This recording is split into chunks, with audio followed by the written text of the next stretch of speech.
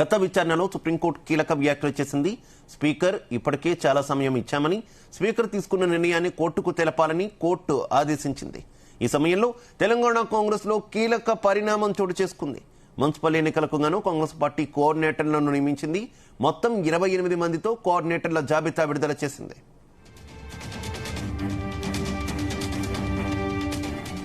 అయితే ఈ జాబితాలో బీఆర్ఎస్ ఎమ్మెల్యే అరెకెపూడి గాంధీ పేరు ఉండడం ఆసక్తికరంగా మారింది. ఇటీవలే అరెకెపూడి గాంధీని స్పీకర్ గడ్డం ప్రసాద్ కుమార్ బీఆర్ఎస్ ఎమ్మెల్యేగా నిర్ధారించారు. నిజామాబాద్ కార్పొరేషన్ కు 4 ఎంపిక చేసింది. అందులో సీనియర్ నేత టి జీవన్ రెడ్డి, అరెకెపూడి గాంధీ, బలమూరి వెంకట్, ఈరవత్రి అనిల్ కుమార్లను నియమించింది. అయితే ఇందులో శేర్లింగంపల్లి నియోజకవర్గ ఎమ్మెల్యే అరెకెపూడి గాంధీ పేరు ఉండడం హాట్ టాపిక్ గా మారింది. అయితే కాంగ్రెస్ కోఆర్డినేటర్ల జాబితాలో అరెకెపూడి గాంధీ పేరు ఉండడంపై బీఆర్ఎస్ నేతలు ఎలా స్పందిస్తారో అని ఆసక్తి నెలకొంది.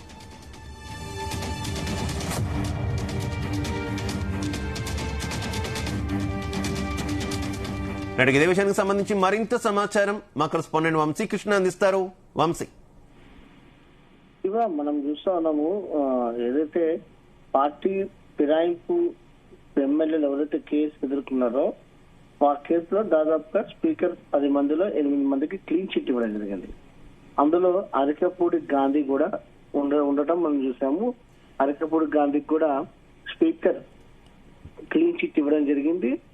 ఆయన పార్టీ మారలేదు సాంకేతికంగా అంటూ కూడా అటు స్పీకర్ ప్రకటన చేసినటువంటి సందర్భం మనం చూస్తా ఉన్నాము.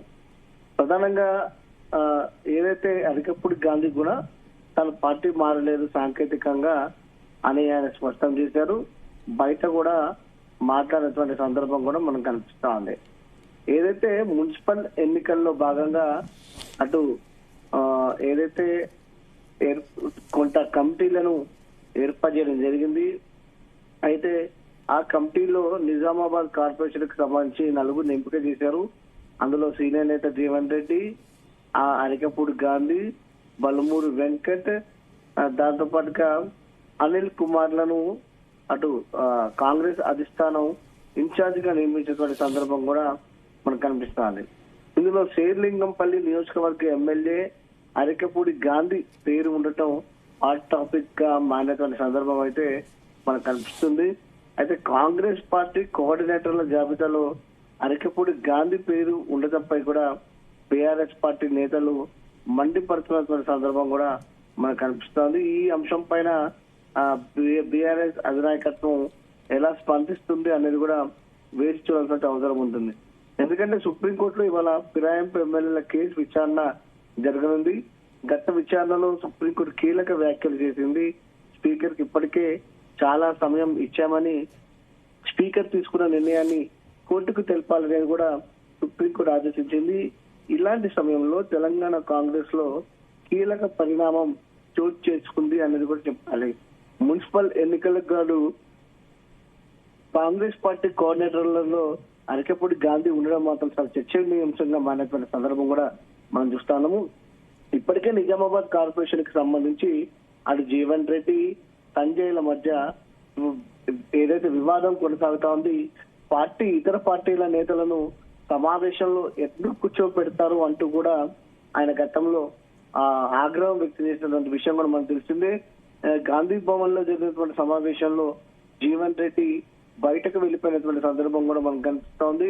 ఆ రోజు సంజయ్ కూడా మాట్లాడుతూ ఏదైతే తాను పని మీద గాంధీ భవన్ కు వచ్చారంటూ కూడా వ్యాఖ్యానిస్తున్న సందర్భం కూడా మనకు కనిపిస్తోంది.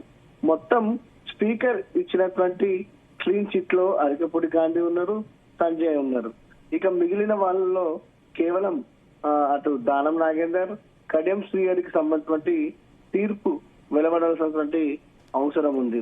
మరొక అంశం ఏమనగా ప్రధానంగా పార్టీ మారినటువంటి ఎమ్మెల్యేలలో క్లీన్ చిట్ ఇచ్చినటువంటి వాళ్ళలో సంజయ్ మొన్న ఏదైతే స్పీకర్ విచారణ సమయంలో క్లీన్ చిట్ ఇచ్చినటువంటి సమయంలో కూడా ఆయన మాట్లాడుతూ తాను సాంకేతికంగా బీఆర్ఎస్ పార్టీ మారలేదంటూ కూడా ఆయన వ్యాఖ్యానించడం జరిగింది. తన అకౌంట్ లో నుంచి ఇంకా 5,000 రూపాయలు బీఆర్ఎస్ ఏదైతే పార్టీ ఫండ్ కు వెళ్తున్నదని కూడా ఆయన వ్యాఖ్యానించినటువంటి సందర్భం మనకు కనిపిస్తోంది. ఏదైనా బిల్లులు ప్రవేశపెట్టినటువంటి సందర్భంలో బీఆర్ఎస్ విప్ జారీ చేస్తే కనుక బీఆర్ఎస్ పార్టీకి తాను మద్దతు ఇస్తానంటూ కూడా ఆయన తెలిపినటువంటి సందర్భం కూడా మనకు చాలా స్పష్టంగా ఆ, తెలిపినటువంటి సందర్భం కూడా మనం చూస్తా ఉన్నాం. మొత్తం మీద అరికెపూడి గాంధీ అయితే పేరు వంశీ, మాత్రం ప్రధానంగా కోఆర్డినేటర్ల జాబితాలో ఉండటం స్పీకర్ మాత్రం ఎలాంటి కొంచెం నిర్ణయం విస్తరించగా తీసుకున్నా మారిందని చెప్తాను. స్పీకర్ ఎలాంటి నిర్ణయం తీసుకున్నా, కోర్టు నుంచి ఎలాంటి తీర్పు వచ్చినా పబ్లిక్ లో కాంగ్రెస్ ఈ అంశంలో కొంత డ్యామేజ్ అవుతున్నట్టే కనిపిస్తుంది కదా. ఎందుకంటే అటు ఇటు దాగుడు మూతలు ఆడుతున్న నేపథ్యం అయితే కనిపిస్తుంది. పార్టీలో ఉన్నారా లేదా అనేది ఆ ఎమ్మెల్యేలకు కూడా కొంత ఇబ్బంది అవుతున్నటువంటి సిచ్యువేషన్ ఏంటి? కాంగ్రెస్ సెల్ఫ్ గోల్ వేసుకుంటుంది అనుకోవచ్చా ఈ తరహా చర్యలతో? ఖచ్చితంగా ప్రజల్లో మాత్రం కొంత ఈ పార్టీ ఫిరాయింపు చేసినటువంటి ఎమ్మెల్యేలు కావచ్చు, కాంగ్రెస్ పార్టీ మాత్రం కొంత పలచన అయ్యే అవకాశం మాత్రం మనకు చాలా స్పష్టంగా కనిపిస్తా ఉంది. ఇప్పటికే దానం నాగేందర్ చేసినటువంటి వ్యాఖ్యలు కూడా చూస్తే మాత్రం ఆయన బీ ఫామ్ తోటి ఎంపీ ఎన్నికల్లో, కాంగ్రెస్ పార్టీ బీ ఫామ్ తోటి ఎంపీ ఎన్నికల్లో పోటీ చేశారు. ఒకసారేమో తాను ముక్కుసూటి మనిషిని, ఎన్నికలకు కూడా సిద్ధమే అంటారు.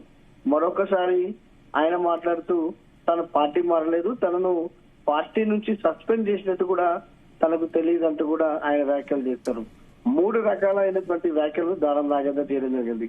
మరో పక్క సంజయ్, మరో పక్క కాళయాదయ, మరో పక్క పోచారం శ్రీనివాస్ రెడ్డి, మరో పక్క కడియం శ్రీహరి, అందరూ కూడా తలో ఒక మాట మాట్లాడుతున్నటువంటి సందర్భం మనకు కనిపిస్తోంది. బహిరంగంగా ప్రజల మధ్య కాంగ్రెస్ పార్టీ కండువు కప్పుకొని తాను బీఆర్ఎస్ పార్టీలోనే ఉన్నామంటూ కూడా వారు చేస్తున్నటువంటి వ్యాఖ్యలు మాత్రం కొంత ప్రజల్లో చర్చనీయాంశం అయినటువంటి సందర్భం కూడా మనకు కనిపిస్తా ఉంది. ఏదైతే గతంలో కూడా బీఆర్ఎస్ పార్టీ ఎమ్మెల్యేలను చేసుకున్నటువంటి సందర్భం మనం చూస్తా ఉన్నాము. సిఎల్పిని విలీనం చేసుకున్నటువంటి సందర్భం కూడా మనం చూస్తా ఉన్నాము. కానీ కాంగ్రెస్ పార్టీలో చేరినటువంటి పార్టీ ఫిరాయింపుల ఎమ్మెల్యేలు మాత్రం పార్టీ మారలేదంటూ కూడా చెప్తున్నటువంటి సందర్భం మాత్రం ఒక ఇంత చర్చనీయాంశం అవుతున్నటువంటి సందర్భం కూడా మనకు కనిపిస్తుంది. Shiva, right, okay, thank you Vamsi.